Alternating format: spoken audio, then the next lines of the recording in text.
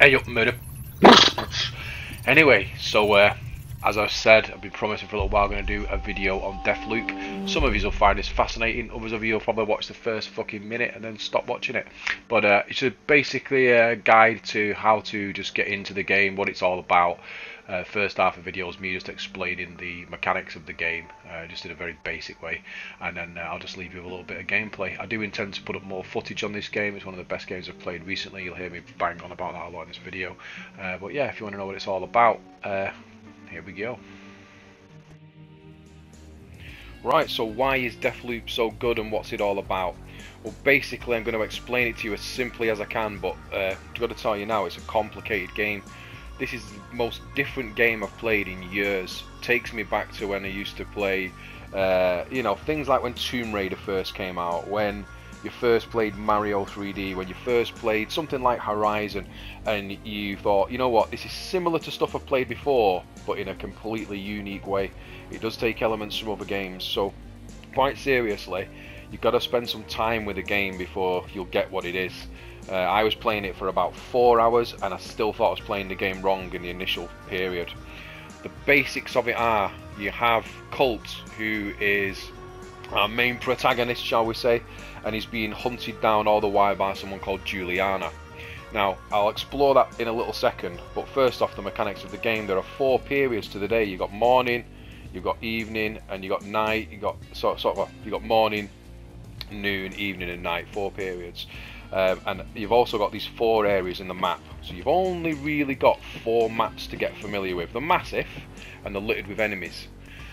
Now in the morning the areas are less dangerous, and as it progresses towards the night they become more dangerous, so the actual maps change. There's different enemies, more aggressive enemies, more gun turrets. You basically start the day on a beach and you've got to go through and you're collecting clues. You will die a lot in this game. When you die, you take what you've learned about the game with you, but you can lose all your weapons and all your abilities. Let's have a quick look at the loadout. So basically you have 4 perks that you can put on your character, and as you go through you can pick up more perks and you can switch them on the fly to do different things. You have obviously a primary, secondary and a heavy. Not that they generally are heavy slots, they're just how I tend to focus around these things, so they tend to be. But sometimes the heavy is just a stealth weapon. You've also got these slabs that give you superpowers. You take these off visionaries, which I'll come to in a minute. And again, like anything, you can change the superpowers that you have. You have a grenade, you have a hacker that you pick up very early on, the hack magic, which is something you think you've made, and that allows you to hack gun turrets, etc. So that's the basics.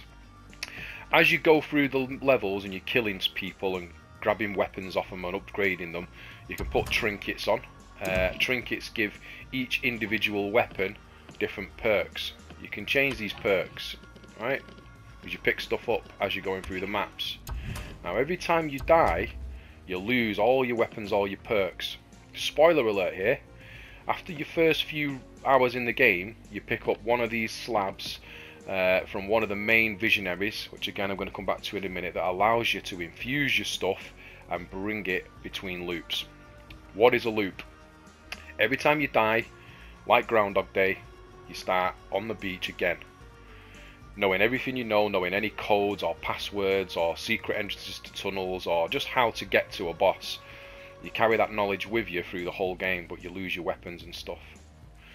Once you've got so far in the game, you can then collect this stuff called Residuum, which is like a purple glowing substance that allows you to infuse your weapons, your perks, your slabs, which means you can carry them between loops. So every time you die, you then don't lose everything and you choose what to keep with you. Effectively, the more you play the game, the more powerful you get and the easier the game then becomes. Right, let's have a quick look at the timeline and stuff. So up here you've got, this is the, I'm quite advanced into the game, you have 7 visionaries. These visionaries are the bosses basically.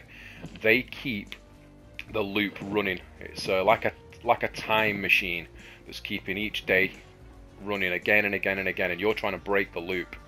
And as you progress through each little like side mission, shall we say, because these are objectives you've got to do, you'll get them done, you'll get to a boss, you'll kill a boss. The object of this game is to learn how to do all this slowly but surely, over the days and hours that you play it, till eventually you can, in one full day, one loop, kill all 7 enemies.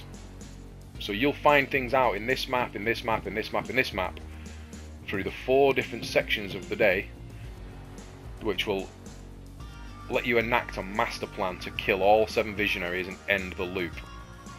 All the while this is going on, Juliana, your nemesis, can invade. Now that can be an NPC Juliana, or it can be an actual person in real world. You can also choose to play as Juliana and go in and fuck other people's games up. So that's that. Obviously you have, you know, a skill tree and you know, an ideas and clues on how to sort of upgrade your stuff. You have clues that you pick up throughout the games. Can you see these? That denotes what time of day these things can be relevant. The game is way too complex to go over in one video, so I just wanted to sort of give you a basic outline of what the game is without giving too much away and spoiling it for you. The story in this game, the level design, the way it's all been put together is absolute genius. And what I'm going to do now, I'm going to just put up a little bit of gameplay so you can see me just stealthing through, killing people, getting to objectives. And over the next few videos I'll just put some footage on of me playing the game. I highly recommend it. If you've got a PS5, get this game. It's one of the most creative and different games that I've played over the years recently, and it's actually made me like gaming again. So couldn't recommend it enough. Stick with it. It all unfolds into this beautiful masterpiece of the jigsaw puzzle that the game is, and you'll just come to fall in love with it. It's something you can play on your own and just go back to again and again and again and binge it. It's absolutely loads of fun, but in the main part it just is really well put together. Don't overlook this one. So that's a very basic overlook at the mechanics. What I'm going to do now, I'm just going to leave you on a little bit of gameplay footage, and I have completed this game now, so I'll put up some more footage a little later on, just me running around being a maniac, and also how the visionaries play out in the end game. You said I was in the first loop before for 17 years. For you, Rotten Asylum was probably an upgrade. Fine, but how long have we been in this loop? Ask yourself, honestly, does it matter if it's 10 years or 1,000? Yes. The days run together, Colts. Frankly, you'll stop caring after a while. I did.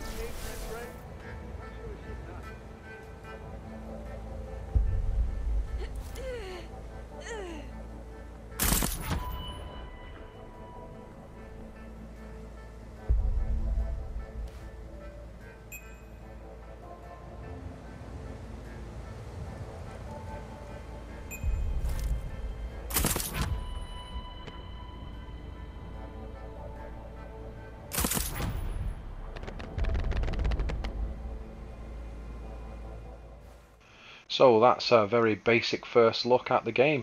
Hope I didn't bore you to sleep. What I'll do now is I'll put up some more footage in the next videos of me smashing it and what the end game looks like. If you like the video, remember to like and subscribe, and I'll see you in the next one.